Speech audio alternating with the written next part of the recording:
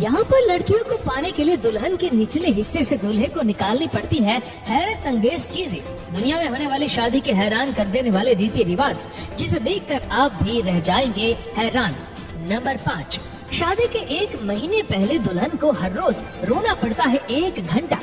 चीन के दक्षिण पश्चिमी प्रांत सिचुआन में तुजिया जनजाति के लोग रहते हैं। इनके यहाँ शादी में दुल्हन का रोना बेहद जरूरी माना जाता है। माना जाता है कि दुल्हने अगर अपनी शादी में रोए नहीं तो अपशुकन होता है।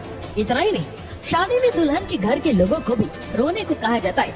इसे यहाँ के लोग दुल्हन के वैवाहिक जीवन के लिए अच्छा शगुन मानते हैं। यदि दुल्हन को रोना नहीं आता तो उन्हें पीट कर जबरदस्ती रुलाया जाता है। नंबर 4, फिजी में शादियों में देते हैं तोहफे के तौर पर बैल का दांत। फिली देश की तबुआ नाम की परंपरा के अनुसार लड़के को शादी करने के लिए दुनिया के सबसे बड़े जीव बैल मछली के दांत को दुल्हन के पिता को देना पड़ता है। दोस्तों, टाबुआ का फिजी की भाषा में अर्थ होता है पवित्र। बैल भी समुद्र में इतनी बड़ी होती है कि उसके मुंह में ही छोटे मोटे जहाज समा जाते हैं। तो भला एक आदमी की क्या मजाल कि एक बैल के मुंह में हाथ डालकर उसका दांत निकाल ले। लेकिन प्यार में पड़े ऐसे दीवानों की भी कमी नहीं है, जो कि आज भी इस प्रथा को पूरा करने का जोखिम उठाने के लिए तैयार रहते हैं। ये प्रथा इस बात का प्रतीक मानी जाती है कि लड़के वाले संपन्न हैं और अपनी प्रेमिका के लिए प्रेमी अपने जान पर भी खेलने को तैयार रहता है। तबुआ के अनुसार बैल के दांतों को गिफ्ट भेंट करने का कारण ये है कि जब कोई किसी को दांत गिफ्ट करता है तो उसका अर्थ होता है कि उसके लिए वो संबंध, वादा, भरोसा बहुत ज्यादा मायने रखता है।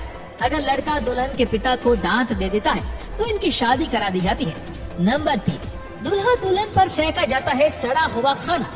दूल्हा दुल्हन को गंदगी से नहलाने की इस प्रथा को ब्लैकनिंग द ब्राइड कहा जाता है। स्कॉटलैंड के उत्तर पश्चिम क्षेत्र में ये प्रथा देखने को मिलती है। इसमें दूल्हा दुल्हन पर विशेष रूप से अंडे या गंदगी बरसाई जाती है। दरअसल स्कॉटलैंड के इन गाँव में दुल्हन पर फेंकी गई गंदगी, काला पेंट, काली शाही, अंडा, सड़ा हुआ खाना और दूसरी चीजें सौभाग्य की निशानी के तौर पर देखी जाती है। इस रस्म का उद्देश्य ये है कि शादी सिर्फ खूबसूरत एहसास ही नहीं, बल्कि उसमें कई सारी मुसीबतें भी आती हैं, जिनका हमें डट कर सामना करना होता है।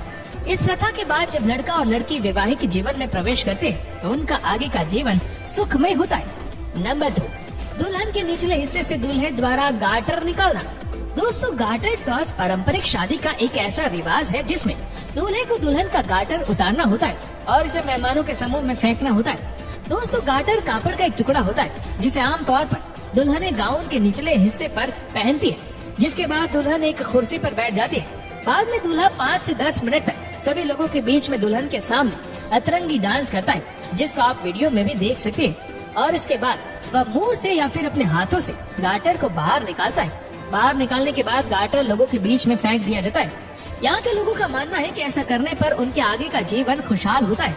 ये परंपरा आमतौर पर ब्रिटेन और यूरोप के कई देशों में निभाई जाती है। नंबर 1, दुल्हन को अपने कंधों पर बिठाकर मायके से ससुराल ले जाना।